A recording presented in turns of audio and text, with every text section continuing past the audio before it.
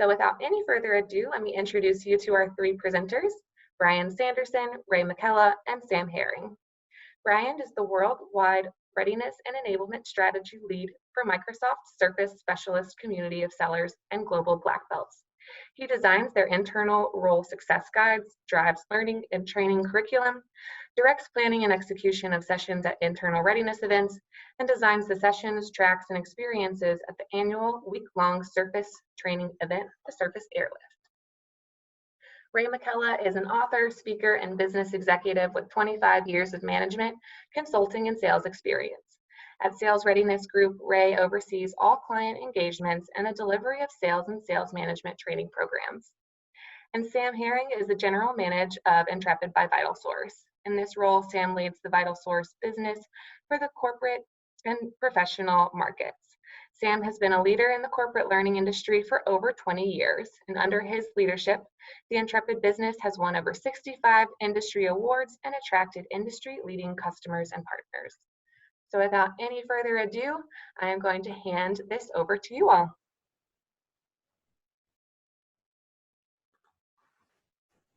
Well, great, Elizabeth. Thank you very much for getting us kicked off, and really appreciate the introduction and getting us started. Again, I'm Ray Makela with Sales Readiness Group, and really thrilled to have Sam and Brian here to talk about really a collaborative experience delivering a collaborative learning program.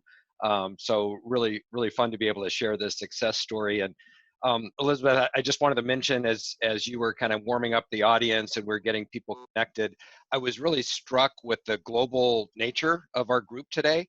And, you know, we've got folks in South Africa and Greece and Italy, and I think I saw Istanbul, as well as I think we have every time zone in North America covered here. So just a fantastic audience, and really looking forward to diving in and also having an opportunity to collaborate with our group. So we'll have some chats and interactions along the way. Feel free to chat in any questions or comments that you have, and we'll pick it up that way. I'll just say a brief introduction.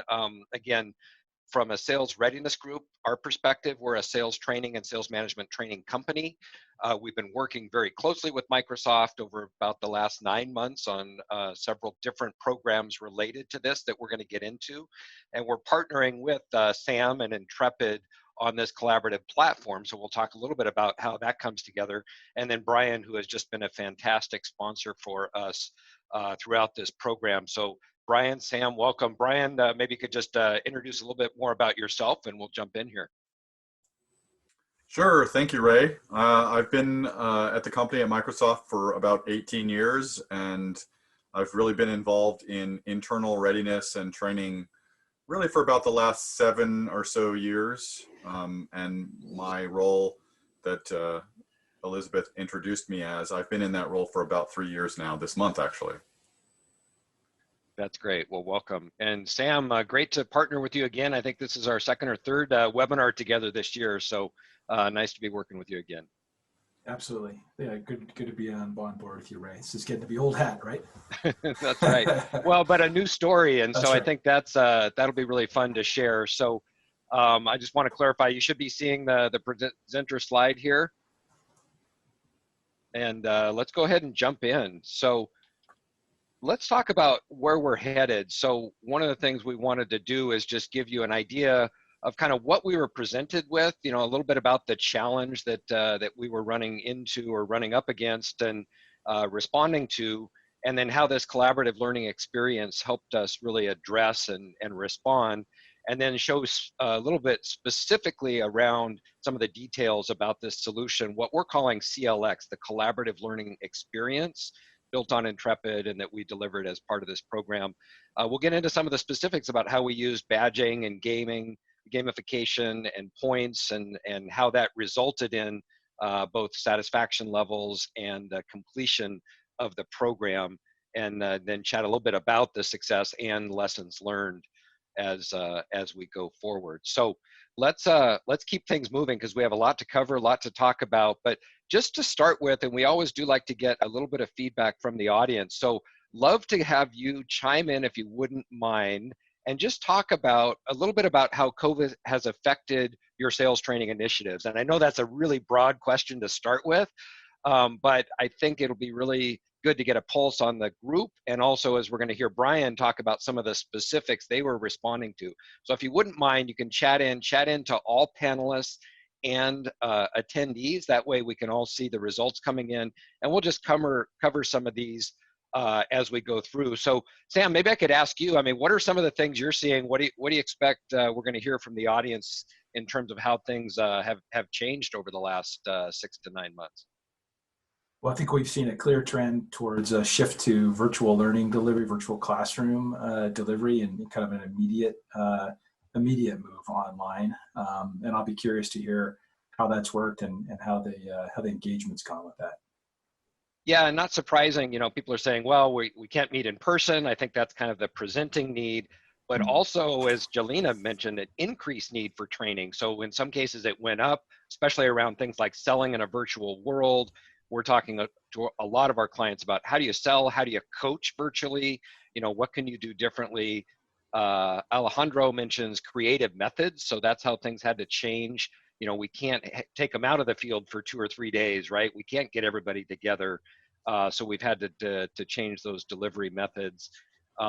Virtual training fatigue. I love that from Julianne, which is we're going to talk about, right? You can only do so much. And in fact, we've all heard it, right? Whether it's Teams fatigue, Zoom fatigue, WebEx fatigue. I mean, we're all in front of a screen, and there's a real tax on that. And we'll talk about how to respond. I don't know, anything else, Sam, Brian, that you're seeing in the chat here? Well, that theme just kept coming through over and over again: fatigue, burnout, how to maintain engagement. And I think we've all gone through this heroic shift and trying to meet the moment, and now we're kind of settling into reality and seeing that maybe there's more required to drive engagement and address these issues of fatigue. So that's exactly what we're going to talk about today. Yeah, absolutely. And, with that increased need, but also, as there was a good comment from Nathan, training done virtually, but it's difficult to maintain engagement. And in some cases, as Jen mentioned, virtual has resulted in less engagement. So we're trying to get them together. We're doing it more, but we want to keep them obviously engaged and collaborating on the content. And we'll talk about some of the things we've done to respond to that. Yeah, it's some really good responses. I encourage you all, you can take a look at some of the responses in there. And if you haven't changed your chat to panelists and attendees, that way everybody can see. But I will see, and I'll just capture one final one from Kelly here, that COVID had made sales training more important than ever, shifting from in-person as a primary source, but the team had to transition, and she's proud of the team for being able to do that pivot. And I think we've seen that a lot. It's like literally overnight we had to change things. And Jan mentioned adding gamification and Osman asynchronous. So lots of different options. Let's talk a little bit about what was going on at Microsoft and how they responded to that, because I think pretty consistent, Brian, right, in terms of some of the things you were running into. And I think back to when we started our most recent engagement and even delivering in person in Bellevue and Amsterdam back in the winter, right, when we used to deliver in-person training. But maybe you could walk us through a little bit of the challenge you were presented with and some of the things that you did to respond to that.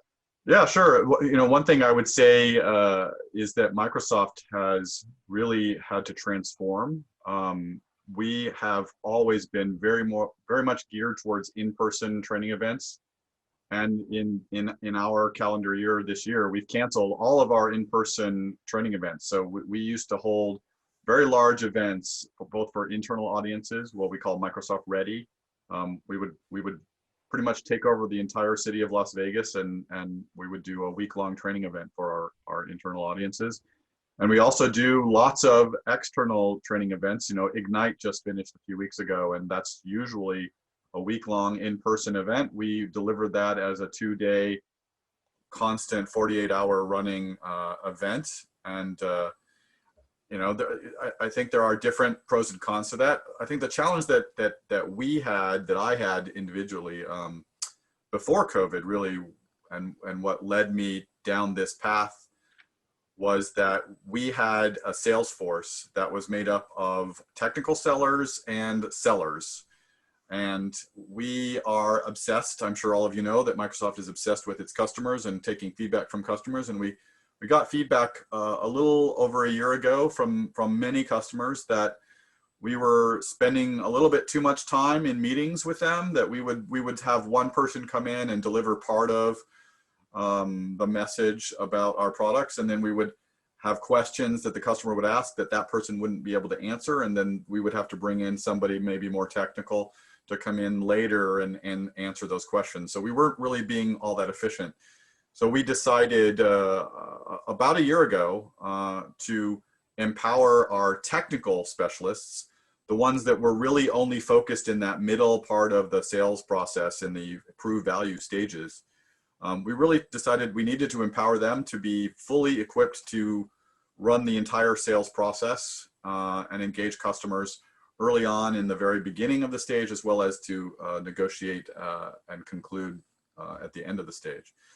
So that was really the problem. Was we had a bunch of technical specialists who were really veterans in the technical prove value stages of sales process, but really weren't experts yet in the rest of the sales process. And so that was really the challenge that we had, that I came to you, Ray, among others, about a year ago.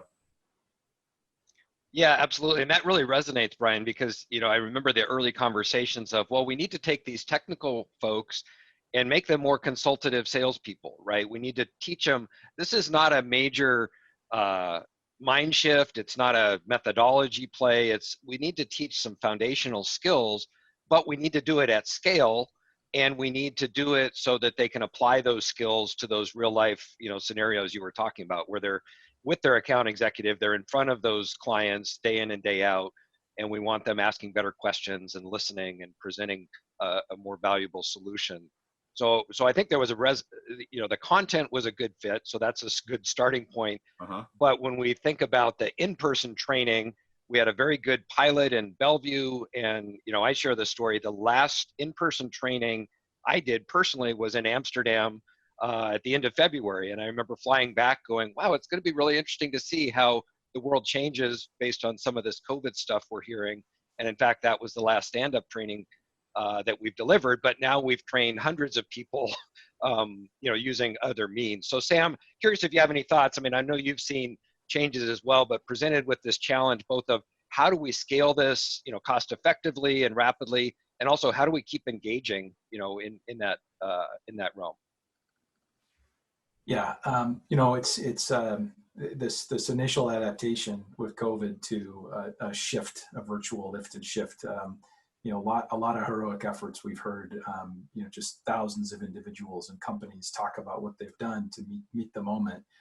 But I think what's happened is those are really emergency responses, and those make sense in the short term, but that's not the same as from the ground up, really thoughtfully thinking about your business and performance objectives and how do you design in a pure digital environment for collaboration, for engagement. And that's a very different kind of scenario. So we're not surprisingly seeing a lot of organizations who've had some success with virtual learning looking for what's next. How can we improve? How can we drive more engagement? How can we drive collaboration? In taking more of a digital blend approach, just like we've always had blended learning in the classroom. You flip the classroom, you provide some digital assets on the front end. What's the digital synchronous learning equivalent of that? Yeah, well, let's talk about that, because I think it's interesting to think about the research. And actually, we had a webinar with Ken Taylor from Training Industry last week, and invited him to share some of the recent research and talked about that shift over the last 3 to 6 months from a primarily ILT driven to much more e-learning and VILT. And as you said, some of that was just in time. Excuse me. Some of that was, heroic efforts to make that pivot. But I think we saw some other challenges that went along with that. And Brian, I think about our experience, we went from ILT, then we did Asia Pac as virtual instructor led over a period of 7 weeks or so, but realized that's hard to scale when you have groups of 12 to 15 and you're doing these weekly sessions and trying to manage. I don't know if you want to comment on that. I know we had pretty good success with that, but also it didn't really meet the need of how do we train the next couple hundred that are right behind that, right? Yeah, absolutely. You know, we had done our pilot trainings, the in-person trainings, and I think it's worth mentioning that we were really geared towards an in-person kind of mode. You know, when I reached out to you and we started working together, you know, we had looked at some other training materials. We had looked at some of the Dale Carnegie, Franklin Covey, but we really wanted to be able to customize our training and deliver it in person. And that's you know, one of the reasons why we selected Sales Readiness Group to be our partner in delivering that training. And so when we went into Bellevue and Amsterdam, we were able to reach about 40 learners through that those programs. But then when we pivoted with COVID and not being able to travel to Asia to deliver the same training to Asia, we really had to reduce the number of people that we could really reach. And we were only able to reach really 15 people in that virtual instructor-led training in order to make sure that the interaction was equitable and that that things would, you know, the same kind of experience. But it still requires you to be at the same point in time. And across Asia, you know, different time zones, people had to take their lunch hour, people had to take early mornings. Some people, it was the end of the day. It's kind of surprising how many time zones there are in Asia. But I think we really learned that the virtual VILT doesn't really scale. And that's when we were really hungry for how do we scale this out. And you know, that's really where we started talking about, well, this collaborative learning experience built on top of Intrepid.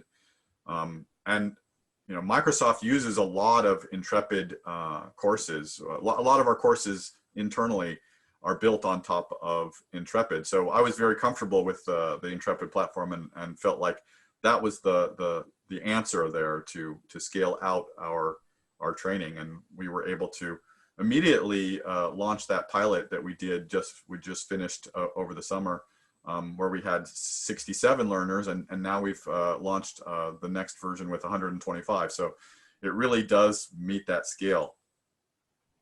Yeah, absolutely, and continues on from there. So I think we've talked about that, you know, the ILT, maybe the ILT to VLT, and then what's next. And so before we jump into that, Sam, maybe you could talk a little bit about what you've seen, because I know you've been following that in terms of the virtual environment fatigue, the learning fatigue, and some of the challenges, you know, related to that. Yeah, thanks, Ray. I mean, I don't need to explain this to this audience, because you guys are you nailed it. You identified this as a problem, and we know that, you know, that the research is showing that you know, that the video is there's a slight delay, that we're not able to pick up the nonverbal cues in the way we are in a face-to-face environment, and we just feel exhausted at the end of the day. And I'll just share, you know, just a real life story. I know we've all got these. You know, my daughter right now is doing 4 80-minute blocks a day on Zoom, and at the end of the day, she is just a wreck. So we see that replicated over and over and over. It's not just a training thing. You know, we're in meetings, and then we throw more Zoom sessions on top of training, and people are just overwhelmed. I think there's also a little bit of a hammer looking for a nail issue here too. That, hey, we've got a digital. This is our solution. Let's go figure out what we can build with it. So, yeah, just a recurring challenge. Yeah, absolutely. And, you know, we're seeing it a lot with our virtual selling skills and programs that it's happening a lot to sellers, where they're going from meeting to meeting. Sometimes they don't even have 5-minute break. And I think if you were flying across the country to present that meeting in person, boy, you'd be prepping, you'd be rehearsing, you'd probably be practicing on the plane. But all of a sudden we're jumping from meeting to meeting, and they all get kind of treated the same on the calendar, right? So I think we really need to think about how we're prioritizing, and, you know, what does that virtual environment do both for our engagement with our customers and to our learners. So yeah, let's talk about that. We want to get one other piece of input here from the group. So thinking about elements of the most engaging and impactful training programs that you've attended, so or been part of. So we won't say ILT, but, you know, what made those great programs, whether they're things that you've been doing over the last 6 months or even thinking back over your careers, what made them memorable? So what were the things that really brought them to life when you think, wow, that training was fantastic? What was it about that? Because I'd be curious, and we'll overlay that with a little bit about this collaborative experience that we're talking about. But I'd love to hear from the group then. What were some of the elements that made those training programs impactful from your experience?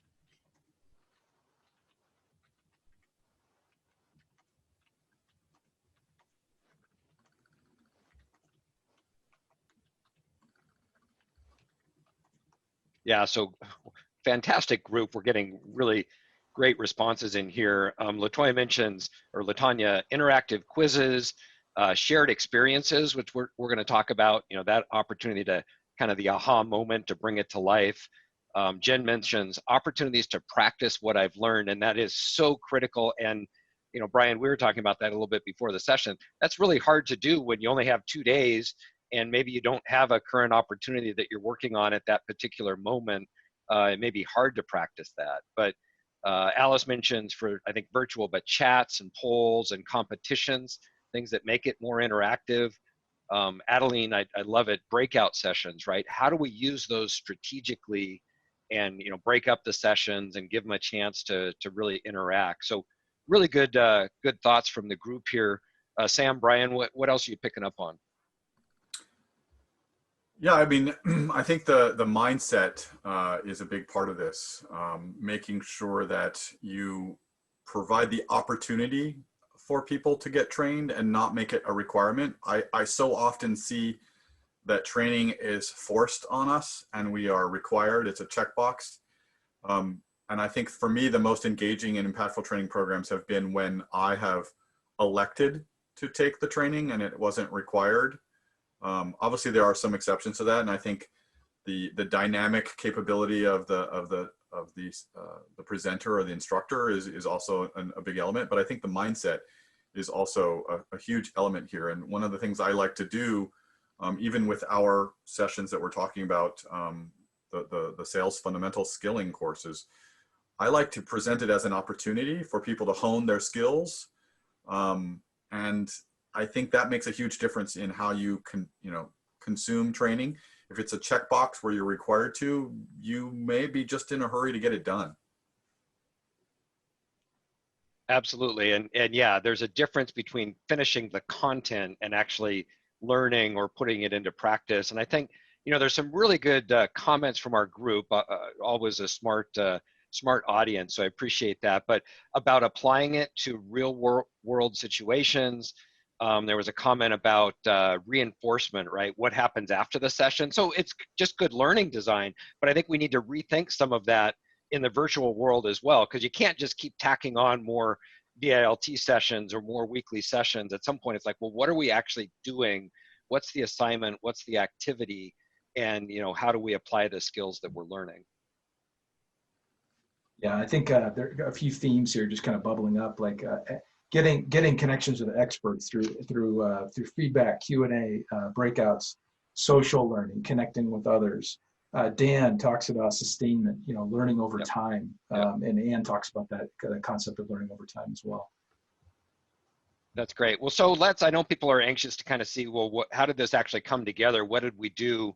And Sam, I know this is something that you've studied quite closely with Intrepid and looked at is, the options for this digital blend and what that means. And also the fact, and I'll even build it here, but, ILT kind of is off the table, right? And not to say it's not coming back or it doesn't have a place. And I think we'll certainly see it for specific uses, but, right now, I think we saw, right? 20% are doing ILT. I don't even know how they're doing that.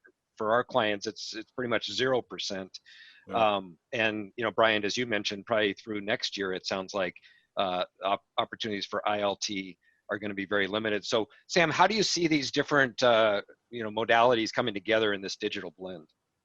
Yeah, absolutely. So I think the thing to start with is basic adult learning instructional design, thinking about the performance objectives, your audience, doing that analysis up front to choose the right tool, and thinking about what the right modality is for your particular need. So when you think about self-paced e-learning, it's great, obviously, for delivering baseline knowledge and foundational learning. Moving to virtual classroom, That can also be effective for delivering baseline knowledge. But I think honestly, people are over-indexing there. I think there's a lot of delivery of content that doesn't need to be synchronous. We saw in the chat that people were really calling out the highest, best use for synchronous learning is interactions with the expert, interactions with peers, going deeper, having real-time discussions. There's obviously the challenges of scheduling, and this we've called it out here, having our friends from Asia and Europe joining us. Thank you for joining in, but that's a challenge, right? To be dialing in at the time you're dialing in now, and that's the same challenge for synchronous learning. Now we think about collaborative learning. It adds the elements of learning together with peers in a structured cohort over time. So we get that learning over time that Dan and Ann called out in the chat. It also allows learners to build the skills by applying concepts to their real work, which is another theme we've seen. And that can be done individually or together. Increasingly, what we're seeing is this all kind of comes together into a digital blended solution where you're using the right elements for the right purposes. You're using asynchronous to deliver baseline content. You're scheduling virtual classroom sessions for kickoffs and for maybe weekly coaching sessions, but you're driving the learning journey through a collaborative learning experience over time where people are able to connect and apply. So that's really where we see things headed, and where most of our customers are headed, to that digital blend kind of concept. Yeah, absolutely. And we'll share some examples of how that came to life, and I would say some pleasant surprises, right? I mean, how that actually came to fruition with a live cohort and what that meant. But I know you have these concepts, and we'll talk about specifically with Microsoft how that came together. But can you talk about those essential elements? You know, what are these 4 pieces of the pie here? Yeah, this is just kind of the double click. And so I'll start down in the lower right here with the social.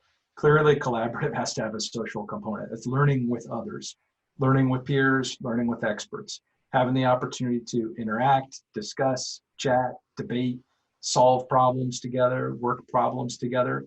And then we go up to the diagonally to the cohort. That's also a social component. So gathering a cohort of learners to travel through a learning experience over time, think of that as spaced learning. That's an opportunity to learn through time. And that really matters, because you think about it, the classroom or even the virtual classroom is a bit of an artificial construct. Like, we're kind of forcing people together for a limited period of time, cramming knowledge into their heads and saying, go change yourself. But if you learn over time, people are able to naturally integrate into their real work environment, practice, apply, come back, reflect, work with others. And that's the application piece is just so critical. It's teeing up real world challenges that people can apply learning concepts to get real work done. So this artificial divide between learning's over here, work is over here, is just gone. You're integrating your learning with your work. And then of course you're leveraging a whole host of modalities to deliver content, to engage people. And Susan had a comment here too that I thought was really interesting. It's about launching a learning in advance, like a VILT synchronous, to inform what you build. And with a collaborative learning process, you can have a cohort set up for maybe an 8-week, 10-week period, and you could be learning what the learners are looking for over time. So you can change your learning as you're listening to what the learners are looking for over time and adapt. So that content that doesn't have to be fixed, it can be dynamic as well.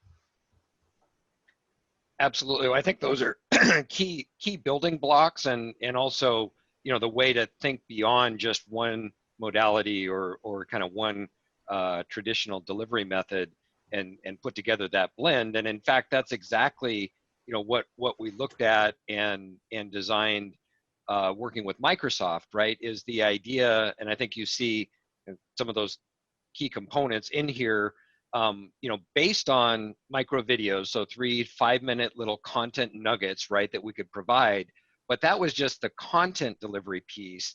And then we had the opportunity to create those missions, the assignments, the field work, and even submit their own videos, right? So they were practicing those skills.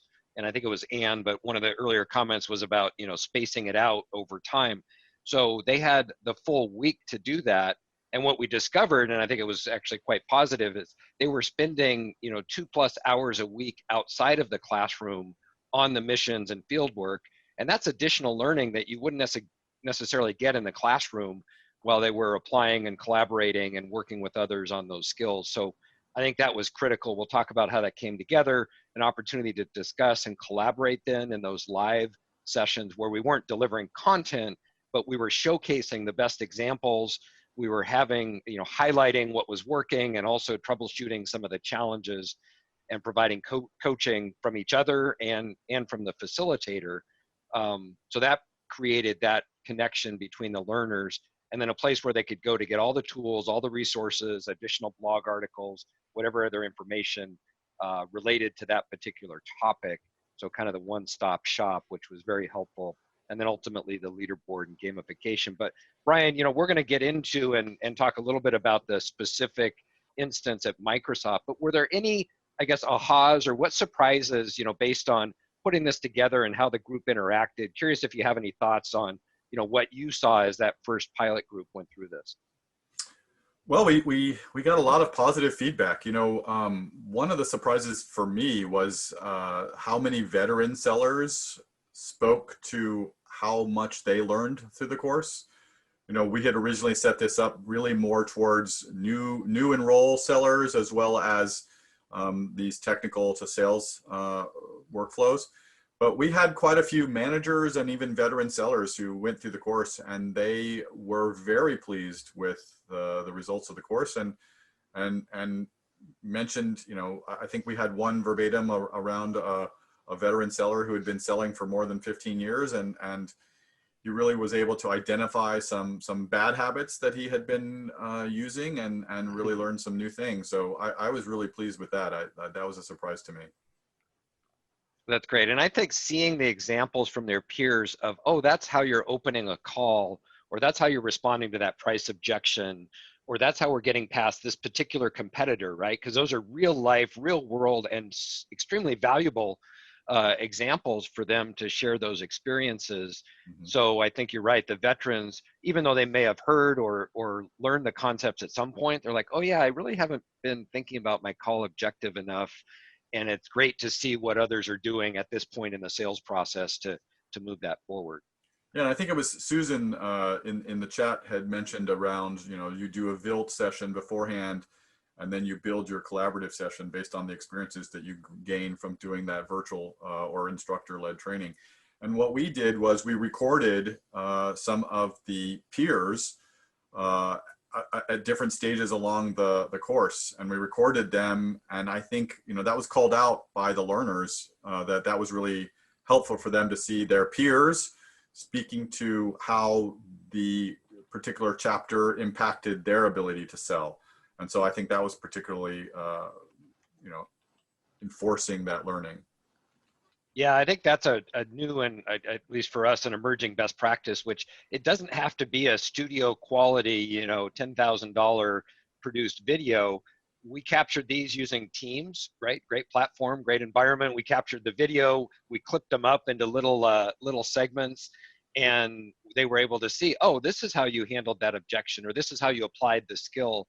And again, real life scenarios from some of our super sellers, or I guess our super students who had gone through the program. So, well, let's take a look at that, this particular or specific solution and kind of what that looked like. So we built this out, again, powered by Intrepid, but we're not going to go through a demo at this point. Happy to do that offline if anybody's interested. But what we wanted to do is make this very Microsoft specific, and also for this audience, it was Surface sellers, right? So these were Surface specialists who were making this transition. So we wanted to have that look and feel.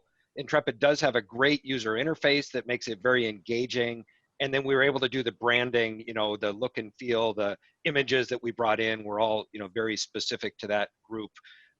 Brian, maybe you could talk a little bit about the demographic, because that was another thing I was struck. We had people from all over the world, and also, as you said, experience levels and also focus areas that we were trying to hit with this. Can you talk a little bit about the demographics? Yeah, I think just like this this webinar that we're doing right now, I was really struck with how world-oriented our training could be. We had folks from all over the world who participated, from Asia time zone, from our what we call EMEA time zone, our European time zones, and as well as North America. And we also had the full gamut, again, from the newest in sellers, those that, you know, many of you know that the Microsoft stores have shuttered, and we had some really new to selling folks that came from there. So really new, brand new to role sellers, as well as managers and veteran sellers all alike working together. So it was a very diverse group from all over the world, and as well as from all sorts of different levels of experience. So it was a great diverse cohort. Yeah, absolutely. And again, the opportunity for such diversity to drive the engagement and to talk about what was happening in other regions and, you know, how they were responding, I think was really helpful. So let's continue on here. I'll just show you a few snapshots because I think it'll help get people visualize what was going on. So if you see this is one of the content pages, right? So across the top, kind of standard modules. So these were week by week topics, right? Planning the call, developing needs, presenting solutions, managing feedback, etc. And then within each of those, there were content nuggets, right? So the micro videos, if we had a little content blurb from the workbook, you know, that was provided to really illuminate that concept. And then we would have an assignment or a mission, right, that they could apply. And so within the welcome module, right, the first week, the mission was to meet your peers and share your goals. So that, to me, we'll share the example of that, but that was their first opportunity to start collaborating, to learn a little bit about this group, and also to see how the platform worked, right? They got points for that, so they saw the leaderboard and everything else. But so they introduced themselves. We also had those success stories, Brian, that you mentioned, you know, the Microsoft sellers that had been through the program. So there were videos there they could look at, and then additional resources. Anytime we have a blog or some additional content, they had access to that. But they could follow that along, and each week we released this. So this was dripped out. They couldn't go through the whole thing at once. Each week we released another module, another assignment, and we highlighted that, and we covered those in the live sessions that we talked about. But I'll just bring up, because I think this is just so visual and a great explanation. You know, this was the first assignment, if you will, the first mission. Introduce yourself, talk about your roles, upload a fun picture if you'd like to, and talk about what you want to get out of the class. And so, you know, you can see the type of engagement we had here. But one of the things I'm excited about is I see this in a world where we can't have in-person sales kickoff meetings or annual events, and we miss that collaboration at happy hour or the team building. Well, now we've got a built-in way that they can start collaborating from day one. So Brian, maybe you could talk a little bit about that, because I know we looked at this and the engagement that we got from this, you know, very first exercise of, hey, just meet the team. Yeah, I believe very strongly in building a community of sellers, a connected community, and I plan almost all of my training and my events. Sometimes you have to put air quotes over events. But I plan all of those interactions with that community around the goal of building that connectedness.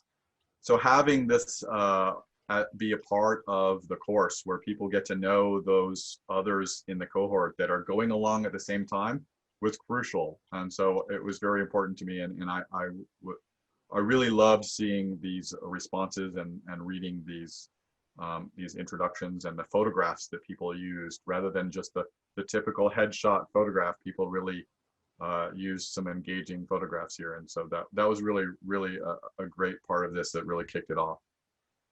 Yeah, Sam, I know we've talked about this idea of, you know, sales kickoff meetings and how do we bring the team together. What else are you seeing around? I mean, even just the introducing and collaborating as a way of maybe replacing what would have happened at that night before the team building event, or just the chance to get the team together to reintroduce themselves to each other, right? Are you seeing that with other clients as well?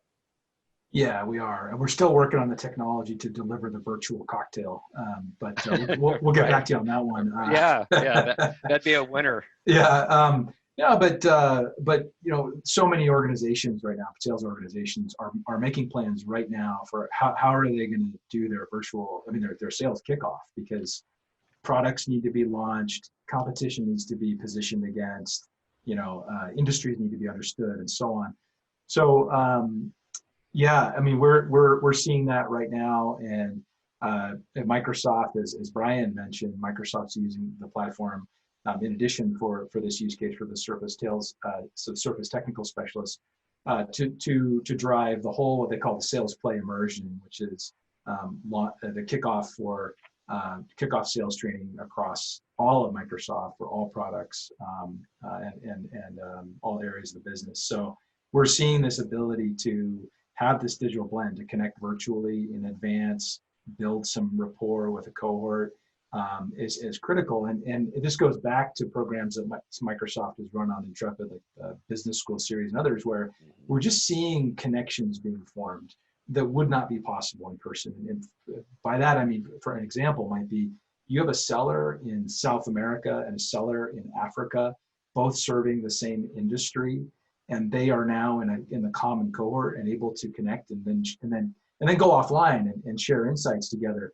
That wasn't going to happen if you did your roadshow training across regions. So there's actually some really powerful social connections that happen virtually. Absolutely. And, we won't go into all the details, but we had a simple Ask the Expert, module or component in here. And we had over 70 active threads going on different topics that people were engaging and commenting and replying. And, was really interesting to see some things completely out of scope of the training, but questions that were coming up real time and that they could provide input and collaborate. And also a lot that we could relate back, like these pricing questions, competitive pressures, et cetera. So I'll just show you a couple other pieces. I want to keep us moving here, make sure we have time for question and answer. But, one of the beauties of this platform is allowing to be able to build those real missions or exercises in and focus them on real work. So again, instead of a canned scenario, we say, okay, go apply this to a real opportunity you have. And very simple framework for a solution presentation, right? What's the customer's need? What solution are you providing? How is it different than the competition? And what proof do you have for the assertions you're making? Well, they had scripted that out and then recorded a short video of how they would deliver that. And it, my argument is always, if you can't do it in a minute or two, you probably aren't going to be able to do it in an hour and make it meaningful. So let's boil that down to the components. Let's upload that, which means they're practicing and they're engaging multiple times typically to be able to get it right. And then ultimately they could see each other's work and they could see some of the great examples. And these were ones that we highlighted in those live weekly cohort sessions to say, well, what do you think about this example? How could we have improved it? What did you like about it? And now they're starting to coach each other and encourage that engagement. So that was one of the examples of the experience that came up. I'll just cover one other area, and Brian, I'd love to get your feedback on this one. The opportunity, and this was a standard sales training exercise, right? What are common objections? Here's a model we introduce on how to respond using this acknowledge, clarify, address, and confirm. So they had a chance to script that out and again, practice that using the environment or using the application and get feedback from each other. So Brian, I'm curious, and I know we had a chance to review this with the executives as well. They were really interested in seeing how it came to life with people that are within their organizations. How else do you see this being used? And, especially around the managers, what did that open up for you? Or I guess what other ideas do you have around some of these real life examples?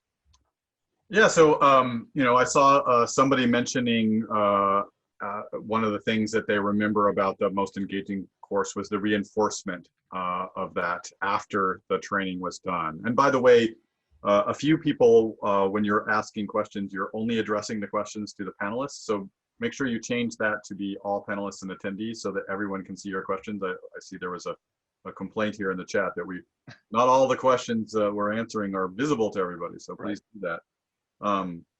I think the challenge that we have now is that we want to reinforce this training. We have gotten really high scores, really high satisfaction scores and impact scores in this training. And so we really have a challenge where we want to reinforce this training.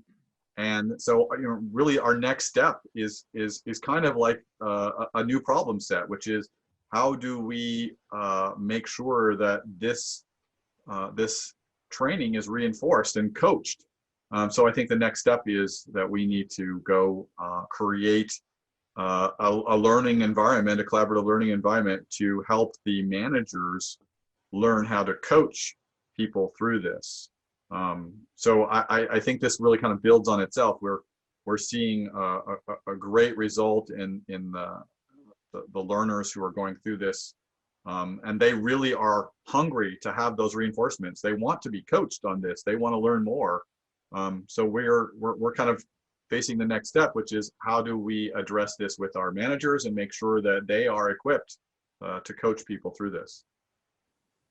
Yeah, and we're really excited about that development, Brian, because I think it really pulls together a whole program. Right now, if we have the managers, and we did have managers sitting in and observing and providing feedback, but now with our coaching program and a coaching toolkit, if you will, they can go through that in the same experience, but they could also even take a look at what their people were providing, what they were sharing, and how they responded, and use that as a coaching tool. So they could, say, well, let's take a look at how you responded to those objections, or if you're challenged with that, let's dig into the mission that you created for that particular area. So it's a really nice opportunity from a coaching standpoint as well. Let me just wrap up the kind of final areas here, just to kind of show you how it all came together. So, we've talked about some of the assignments, the exercises, the missions. So over the whole course of the program, there were roughly 1,600 points, right? So for each section, for each activity, for each assignment.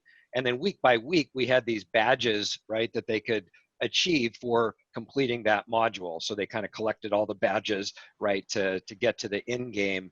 And that was such an enabling component to completion rates. And, I get it, and I know we've all talked about gamification. This wasn't any cute simulation or anything really that hasn't been done before, but it just encouraged them to stay on track, to earn the badges, and then ultimately to get the Credly credential, right, the digital badge that they could post on their LinkedIn, that they could show as a completion of the program. But to go through in a sequence, they knew what the end game was, and they were really able to get there. So Brian, maybe you can talk a little bit about that, because I know there was actually some good feedback, and people were posting it and getting good feedback on LinkedIn and elsewhere around completing the badge, and they were really working towards doing that, right? Yeah, absolutely. I am connected to most of the sellers in my community through LinkedIn, so I have visibility into what they're sharing. Sometimes it feels like a little bit of a Microsoft Surface bubble to me, because I'm only seeing Surface stuff because they're connected to so many of my sellers. But they were really proud of this accomplishment. I think this is a big way of rewarding people for completing training. And it also kind of goes back to that mindset that I was talking about before. You need to have a growth mindset, a learning mindset, in order to consume and actually learn. And I think this is part of that. Like, getting that reward is also a big part of it. And so, we actually had some learners who specifically reached out to us and said, hey, I want to make sure I'm getting that badge. What do I need to do to get that badge? So I think it's an important part of it. And I was glad that we addressed that. Well, and yeah, go ahead, Sam. Yeah, just a quick comment here. Like, I think Microsoft is doing something incredibly smart right now from a talent perspective, and that is, they're giving these tangible credentials that need to be earned, through certain work, real work that happens, and it's a valuable way to make sure that the workforce is developing the right skills needed at Microsoft. But it's also it's what individuals want to build their career. So this is perfect kind of connection of Microsoft is developing the skills they need to be successful in the competitive environment right now, and the people are getting the skills to advance their careers. And I just sat through Degreed's conference yesterday. This is what it was about. It's all about how are people upskilling for the future? How are organizations delivering that? And this is how it's done. And you look at Susan's comment, are people needing to reskill around virtual selling environment? Bingo, absolutely. So this is a great example of how that can be done and how tangible skills can be measured and delivered. Absolutely. And, again, this was the first time we'd piloted on this content at Microsoft. So we were curious about how the activities, the points, what that would look like. And we literally had people, competing for 10 points because they couldn't understand how one seller was a little bit ahead of them on the leaderboard and kind of what that looked like. And, at the end of the day, almost every click, right, watching a video or engaging or participating in a discussion got them points and led to, once they got all of the badges and a minimum threshold of points, they were then eligible for the Credly credential. And we saw a 94% completion rate, which I know we set a target of 85% as a stretch because we thought that would be really great for an online program. And we actually far exceeded that. And I will give a shout out to Brian and his team and his change management and encouragement, because that didn't happen by chance. It does take a little bit of effort to get a few people across the finish line, but we were very pleased with the overall completion. Brian, maybe you can talk a little bit about what you did and how we got there in terms of getting the learners to complete the program.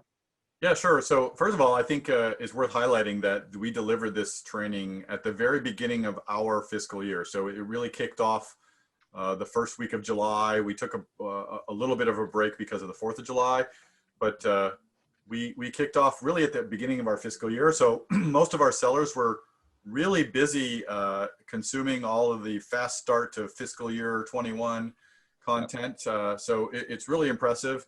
On top of summer vacations, for those of us here in the Northern Hemisphere, the summer vacations were a big thing that we were competing with. So to get 94% completion rate is really remarkable. And the way that we did that, and sure, yeah, there were some carrots and some sticks. I will admit that we did use a few sticks in the process, and we in the course of wanting to reward those that complete it, we also needed to let those that may not complete it know that they may be on a list that shows that they didn't complete it. So there was a little bit of a stick there, but most of the time it was all about carrots, and having this be a collaborative learning environment that people can go through at their own pace allowed us to extend the end a little bit and allow for some of those vacation times, some of those, family emergencies and COVID elements, as well as,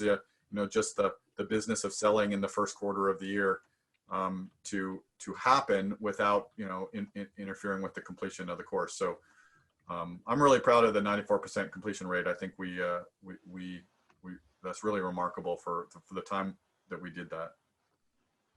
Absolutely. And, I think it speaks to a program like this does need to be managed, and it needs to be kept top of mind because everybody has other priorities. And so, that was really critical to getting there. Sam, how does this, just quickly, how does this compare, and what best practices have you seen, kind of on getting them to the end game? Yeah, so this is in the ballpark. We usually see 80 to 85% or higher. So this is outstanding, but it's not unusual for what we see with collaborative learning. You compare that to self-paced e-learning programs, or certainly open MOOCs. That's kind of not really a fair comparison, but 5-15%. But open e-learning programs where people are isolated, you lose the collaboration, you lose the esprit de corps. So this is right in line. Yep. Great job, Brian and team.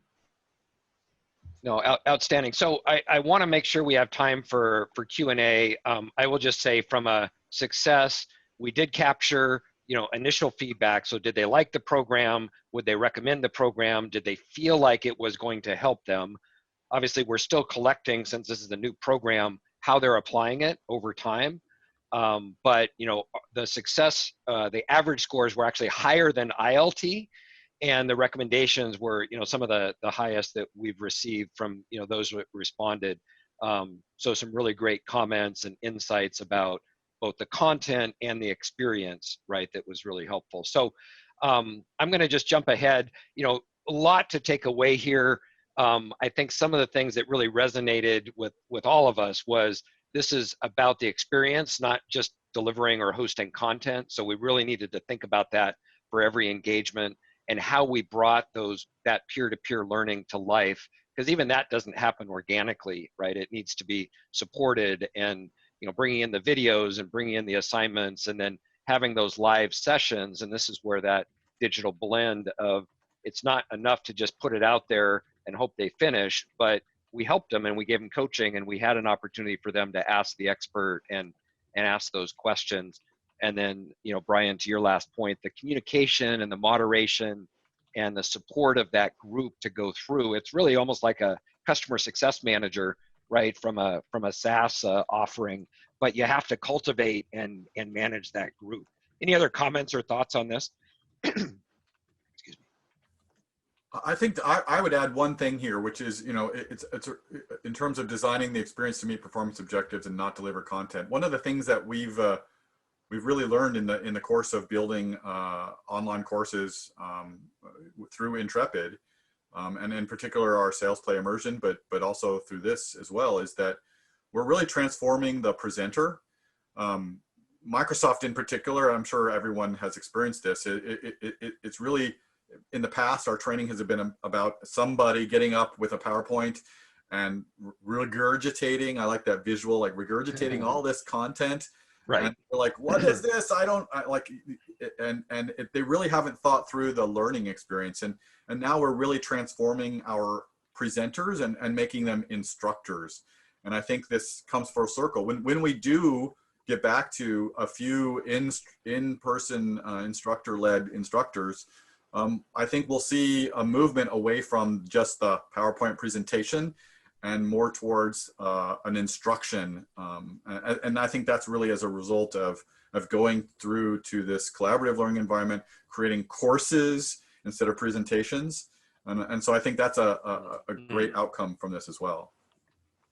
No, that's a great point, and I do think we'll see an evolution here. So, and I know obviously we love to talk about this and love to continue the conversation. We're coming up on the top of the hour. Elizabeth, let me turn it back over to you. I know there are a few questions in the Q&A or in the chat. Let's handle what we can, and then we're happy to follow up, offline or make sure we get back to people. But really appreciate it. Again, Brian, Sam, love the discussion. Thank you so much for the insights and sharing the story. And Elizabeth, we'll turn it back to you. Yeah, absolutely. Thanks so much for your time. I think we have time for maybe just one or two questions. I'll jump right in. This one was from Jen, and she wanted to know if you had any thoughts on tying participation to eligibility to bonuses or raises. It sounds like her team doesn't seem to be motivated by badges, and she's struggling to create a culture of learning. I'll jump in on that real Please. quickly. I mean, I think there is something to be said about rewarding people, and at the same time, that sounds a little bit like it will create an environment of forced learning and clicking through. So if my bonus is tied to completion, I will be more inclined to just spend a night and click through everything. I'll admit that there are some trainings that we are forced to take at Microsoft, and many people have different ways of getting through that training as quickly as possible. So I would be reluctant to tie reward to something like that, because it doesn't create a learning mindset. But things like Amazon gift card or Starbucks gift card, I think that's something a little bit less like dramatic that could also perhaps get people a little more interested. What are your thoughts, Ray or Sam? Well, and I was just going to say, I think the leaderboard by itself and just that concept of, oh, this is fun. If I do this, I'll get points and I'll move up the leaderboard.